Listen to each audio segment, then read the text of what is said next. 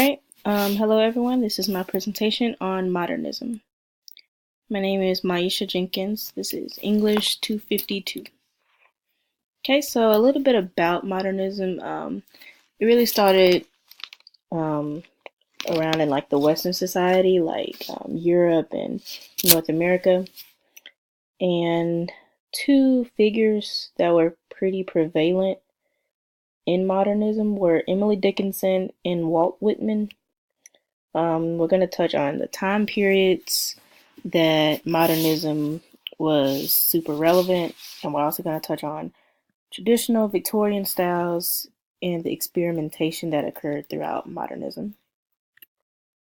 Okay, so my definition of modernism is it strived to be accustomed to modern life in ways of interpretation and literature.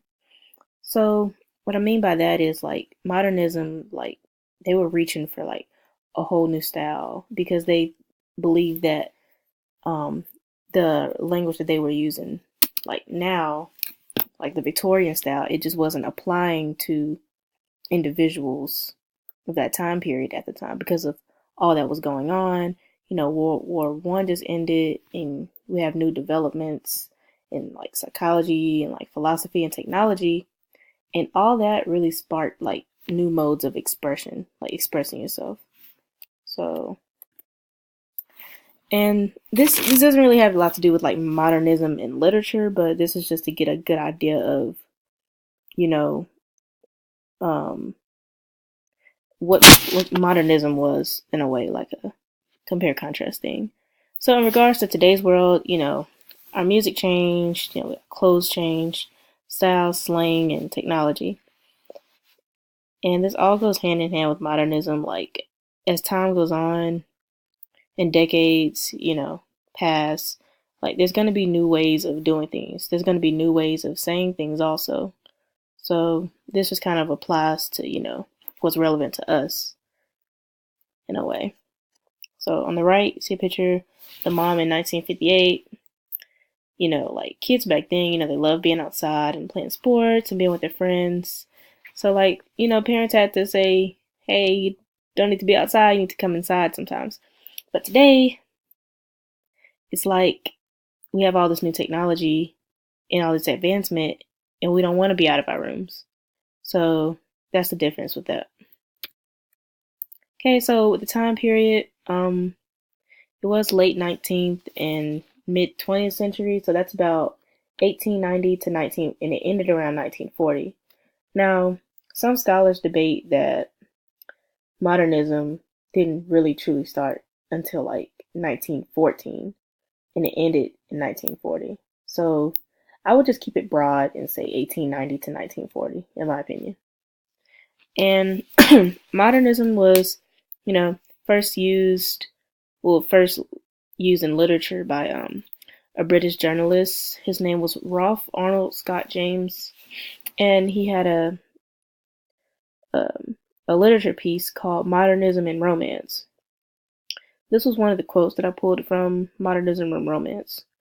There are characteristics of modern life in general which can only be summed up, as Mr. Thomas Hardy and others have summed them up, by the word modernism. Okay, so those two figures, they were called the mother figure and the father figure of modernism. We have Emily Dickinson and we have Walt Whitman. Emily Dickinson was born in Amherst, Massachusetts. She questioned the nature of immortality and death, and she has some unique poetry. One of them is called "I'm Nobody."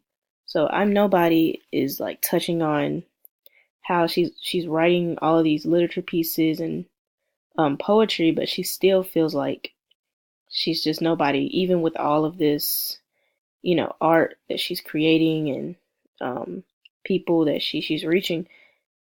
Somewhere in the back of her mind, she still feels like she's not good enough or that she's nobody.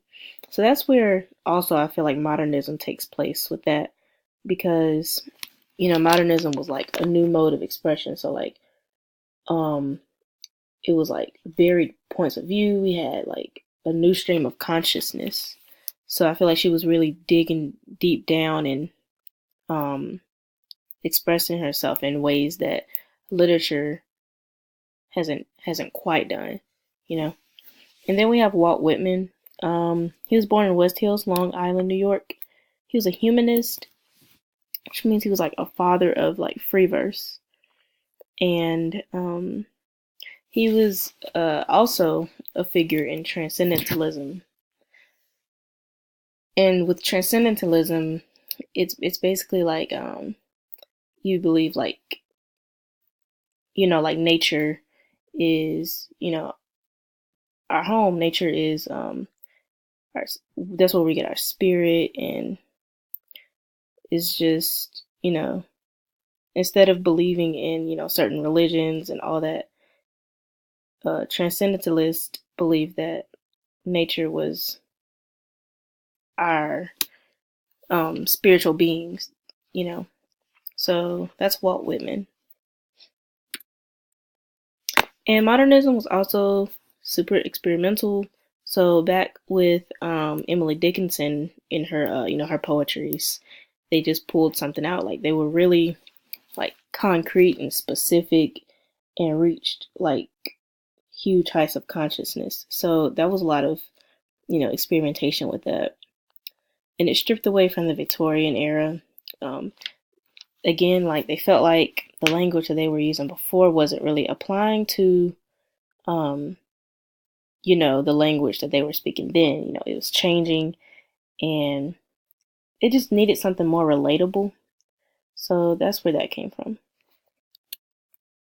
And this is my works cited, and thank you guys for viewing.